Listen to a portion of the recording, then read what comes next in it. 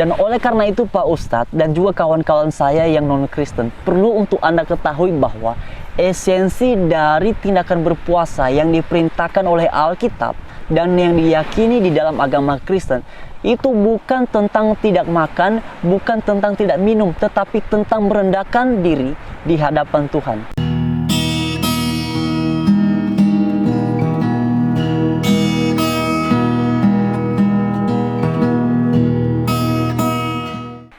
Shalom teman-teman, damai sejahtera Tuhan beserta dengan kalian semua. Dalam bagian ini kita sama-sama lagi menanggapi satu cuplikan video.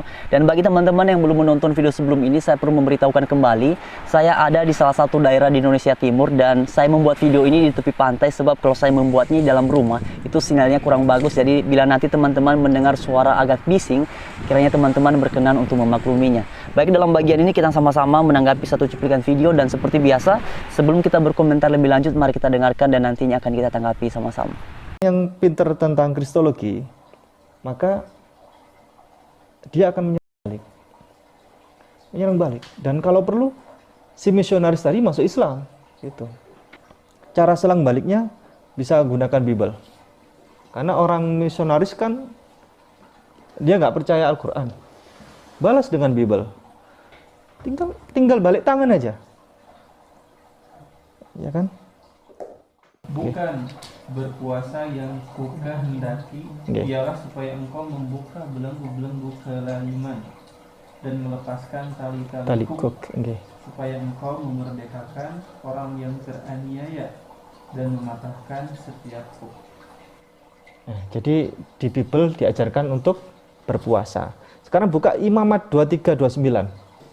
Karena setiap orang yang pada hari itu tidak merendahkan diri dengan berpuasa, haruslah dilenyapkan dari antara orang-orang bangsanya.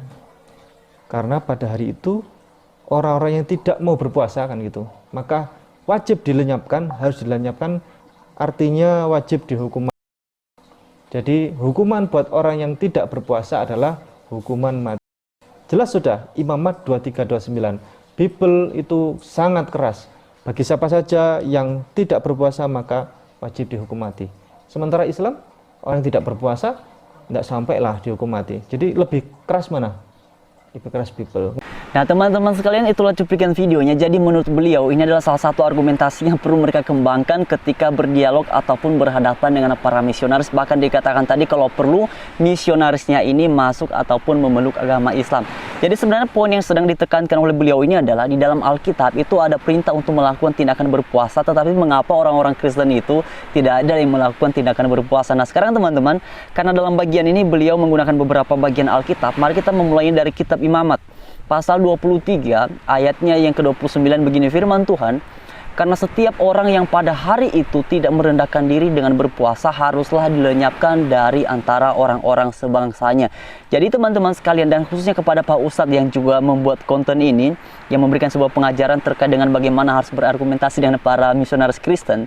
Jadi perhatikan dengan baik, sejak semula berdasarkan apa yang dikatakan dalam kitab Imamat pasal 23 ayatnya yang ke-29, bahwa esensi ataupun makna dasar dari berpuasa itu adalah merendahkan diri di hadapan Allah, bukan tentang seseorang tidak makan, bukan tentang seseorang tidak minum, tapi esensi utamanya adalah merendahkan diri di hadapan Allah. Karena itu dikatakan kemudian haruslah dilenyapkan dari antara orang-orang sebangsanya. Jadi jikalau ada orang yang tidak berpuasa, dan ingat ya, harus diingat ya, makna berpuasa ini adalah merendahkan diri di hadapan Allah. Jadi artinya jikalau ada orang yang tidak mau merendahkan diri di hadapan Allah, tentu saja ini adalah sebuah bentuk pemberontakan Allah, maka orang demikian sudahlah sepatutnya dihukum.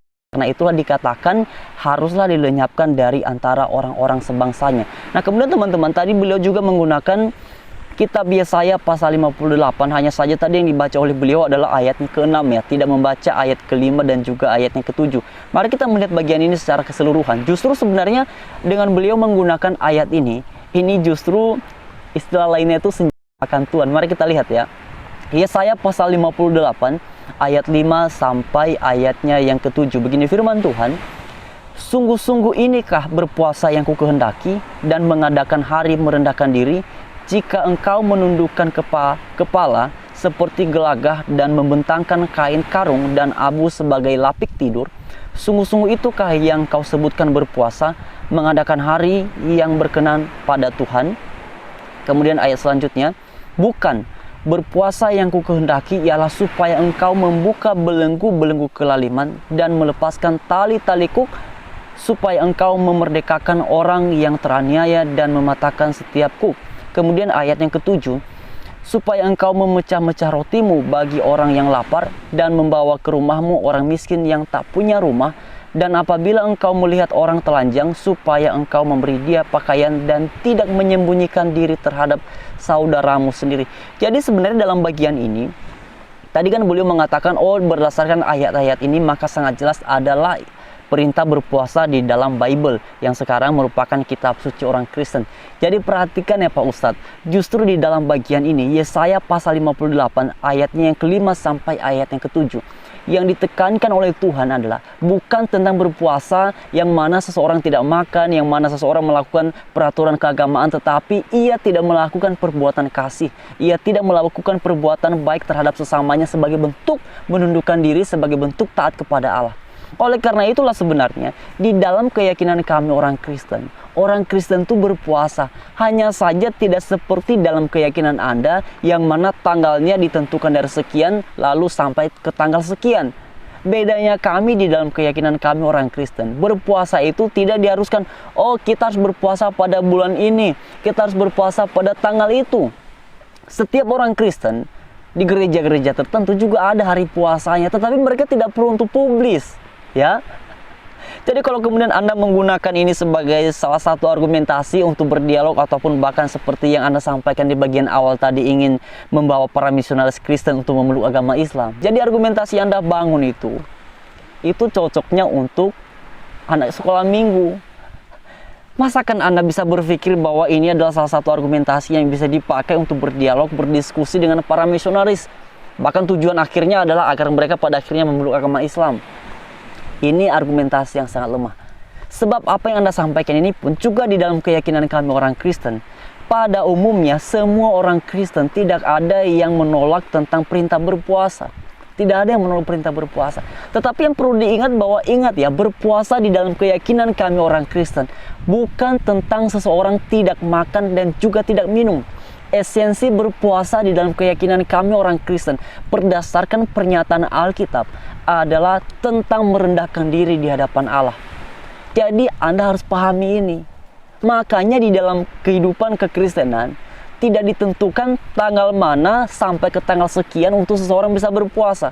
Karena setiap saat seseorang yang beragama Kristen itu bisa merendahkan diri di hadapan Allah.